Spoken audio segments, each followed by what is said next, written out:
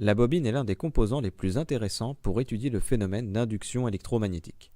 C'est en particulier le nombre de spires qui est exploitable, notamment lorsque l'on couple deux bobines entre elles.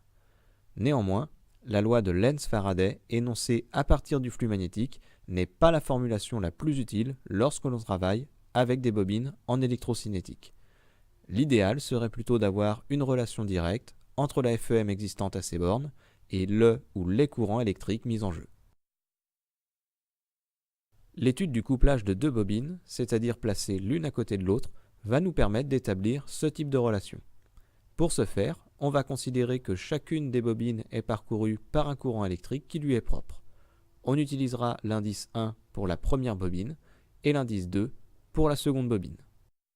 En vertu des propriétés déjà abordées précédemment, on peut affirmer que chaque bobine possédera une FEM d'auto-induction du fait qu'elles soient toutes les deux parcourues par un courant.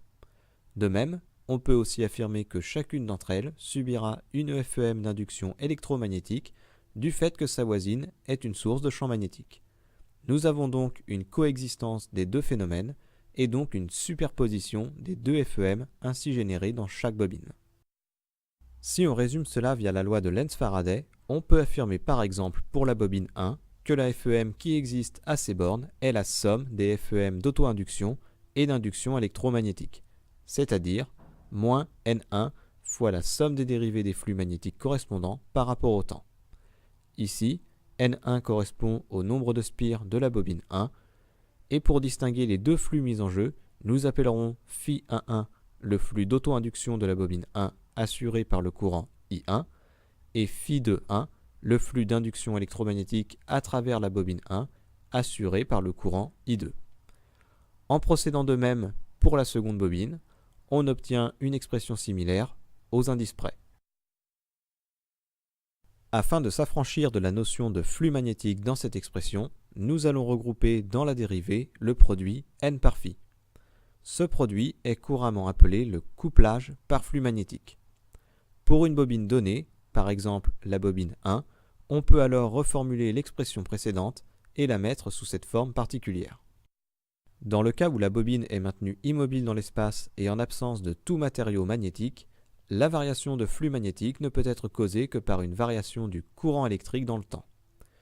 Pour une telle configuration, il se trouve que le produit N par Φ pour une bobine est directement proportionnel au courant électrique responsable de la variation de flux. Si on se focalise sur le phénomène d'auto-induction dans une bobine, on notera grand L ce coefficient de proportionnalité appelé l'auto-inductance de la bobine.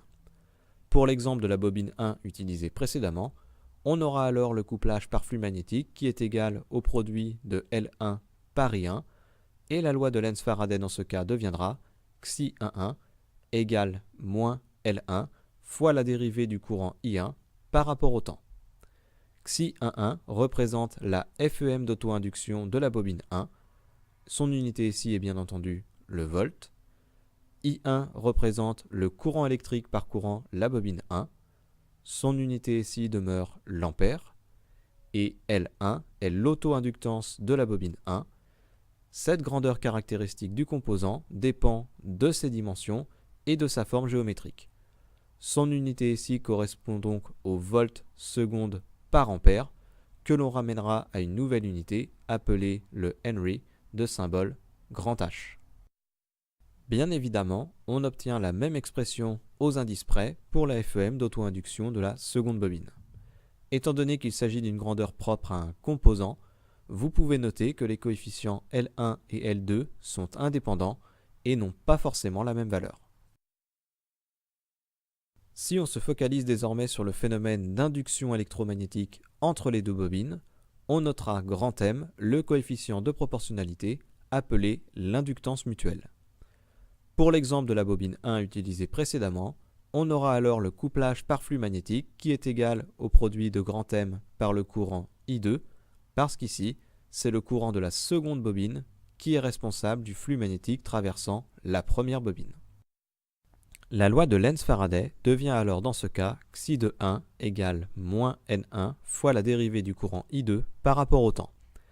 Xi de 1 représente la FEM d'induction électromagnétique due au courant I2 parcourant la seconde bobine. Grand M est l'inductance mutuelle du dispositif formé par les deux bobines.